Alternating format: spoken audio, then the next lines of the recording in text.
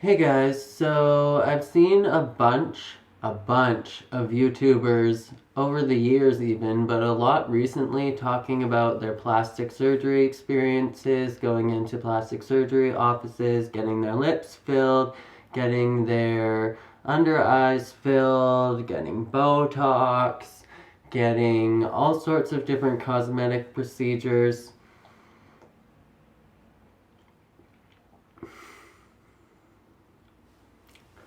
And basically, with all of these videos floating around, I figured that it was about time for me to be honest with you guys and share my plastic surgery story. So, if you are interested in hearing my whole story about plastic surgery, then make sure to stick around because that's what this whole video is going to be about. So, basically, let's start this video back from when I was a child. So, growing up, I always wanted to be a performer and entertainer. My big goal was to be like the next Michael Jackson when I was a little kid. That was my idol. That's who I wanted to be when I grew up. I wanted to sing and to dance and to be record but to sing and to dance and to perform for sold out audiences, and I wanted to travel the world and be living in Hollywood and be famous and you name it, that's what I wanted. And so growing up with that in my mind, although I shed this over the years, I always had like this feeling inside like, okay, if I want to be famous and I want to have this wonderful life, then I need to be perfect. And especially when it came to looks, I was like, I need to look perfect. And I came from a background where I was like really poor. I grew up in poverty. My family didn't even have enough money to like buy us new clothes, let alone anything to do with plastic surgery. That was such a totally foreign concept to me growing up and to my family. And so I never even thought anything of that. But once it got to being, I don't know, I was not even going through puberty yet when I was already thinking of like what I would change about my face. And I always was like, oh, I wish I had blue eyes. I wish there was a way that I could permanently alter my eye color. And then it came to like middle school and stuff, and everybody was hitting puberty and all the other guys were getting more bigger and muscular, and I would start feeling so insecure about my body and for being so skinny and being so small. And I remember I literally used to spend hours on the internet, like on my phone in my bedroom, so that my mom wouldn't know what I'm like searching for on the computer, because at this point we still had like dial up and like one desktop computer in the living room that everybody was sharing. But we're talking about like the old cell phone internet where you're like on a flip phone and you can only load like one sentence at a time because mobile browsers didn't exist yet and stuff like that. And so I would literally hide in my bedroom and I'd be reading about all of these plastic surgeries, and then I would like even talk to my mom about them. I'd be like, oh my god, I was reading about this and this and this. But I would just like talk to her about it later after I've read about it, and I would kind of be talking about it as if I was like making fun of it, like, oh, who would ever get this? Meanwhile, in my little teenage brain at like 13, 14 years old, I was like, I can't wait to graduate from high school, to move away, and I have enough money, and I'm going to get like pec implants, and I'm going to get bicep implants, and I'm going to get all these plastic surgeries that are going to make me look better and more perfect, more the ideal version of Jordan. And this continued on through like all of my years with high school, but by the time I got to high school, I no longer was like wanting pec and muscular implants because I was seeing people that actually had those, like the human Ken doll, if you've ever seen that, and I was like, oh my god, I don't want to look like that. And so then it was more so like facial surgeries that I was focused on. Like literally I could pick apart like 100 different surgeries that I wanted to have as a teenager, from like getting my shoulder bones changed to like seeing if I could be made taller by extending my legs. I wanted all these plastic surgeries on my body. Like I literally would have turned myself into Frankenstein. And while Heidi Montag from The Hills, if you know who that was, She was literally famous at the time, and she got all these plastic surgeries, like 10 plastic surgeries in one day. And while everybody else is like, oh my god, she's crazy, and I'm like, oh my god, I'm jealous. So like that's how crazy I was back in high school. Like if I had all that money, I would have like changed myself into some kind of Frankenstein back then. Thank God that didn't happen. But going forward, I went into a performing arts college, and then I went into musical theater school, and all of this pressure to be perfect and to be the best looking one in the class so that you get the role. And then thinking outside of school, I'm like, oh my god, I have to be like the best looking person if I'm ever going to even get a job in real life. And so working in show business, there's always that pressure that you have to be the best looking person, or at least the best looking version of yourself. And so I still always felt this pressure of like, oh, I need to change myself, I need to look perfect, I need to go to the gym, I need to do this, I need to do that. And at the end of the day, I still have not had any plastic surgery done at all in any way, shape, or form. So thank God for, I guess, not granting me all of this money when I was young. If I would have had, sorry, not all this, not as if I've been granted money right now, like I'm still a starving broke ass, but like if I would have had all this money when I was like a teenager, I would have done terrible things to my body.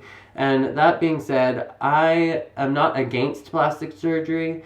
I just feel like plastic surgery is amazing for people if you have been a victim of an accident or something and you need to try to be repaired to how it used to be, or like plastic surgery is great for things like that, or to help people that are like amputees and stuff like that, or if you have cleft palate, something like that, like things that you're born with. Plastic surgery is amazing to help those kind of people.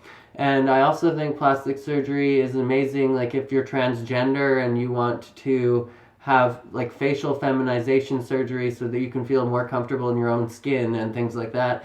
Then in those cases, yes, I'm all for plastic surgery. You should do whatever you need to do to feel comfortable within your own body. I do condone and I do think that people should have whatever surgeries are necessary in order for them to feel like they belong in the right gender and the right body, if that makes any sense. But at the end of the day, you do you. If you want to have cosmetic surgeries, go right ahead. If you want to have any kind of cosmetic procedures, absolutely, you do whatever you want. At the end of the day, it's your body to do with whatever you please, and don't listen to anybody that tells you otherwise, because it's only you that has to live with yourself and your decisions and how you feel about your body and your happiness and your self-love. So if you want to do those things, then you definitely should. But the whole point of this video was to say that sometimes you really should like wait it out, and sometimes you really should really think about these things before you go ahead and make like a life-altering decision. I know personally, had I done the things that I wanted to do back when I was 15, 16, 17 years old, that I would be deeply regretful of those things. And you can't like take back like removing parts of your body. For example, like sure, you can have a breast implant removed, but if you get a nose job and you have a lot of your nose carved off, then you can't get that put back on. Like it's gone. Now, that being said, a giant reason why I have always wanted surgery on my face is because I have an extremely deviated septum. It changes how I speak, it changes how I breathe, which inevitably changes how I sing. So all of those things, but that doesn't need to be a cosmetic surgery. I can literally get my deviated septum fixed, and this is where I think cosmetic surgery is amazing. So I'm hoping one day in the future that I can see a doctor and have my deviated septum fixed.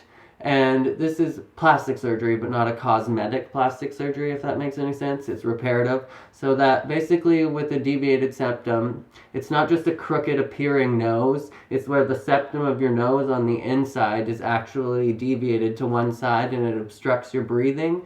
So can have all different kinds of deviations of your septum, and a lot of people even have a deviated septum and never need surgery or anything. But it's just about, like, and it's natural to have a slightly deviated septum. That's totally natural. Faces are not symmetrical and stuff like that.